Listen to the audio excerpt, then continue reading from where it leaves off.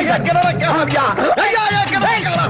என்ன இங்க இருக்கேன், இங்க வாடா. இருக்கீங்களா? ஐயா இன்ஸ்பெக்டர் ஐயா, என்ன பிரச்சனை? என் கிணற காணாங்க. கிணத்த காணாமா?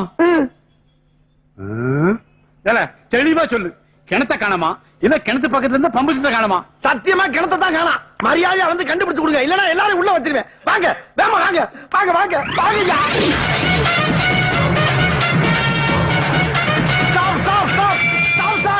இதான் சார் ஸ்பாட். வாங்க வாங்க வாங்க சார்.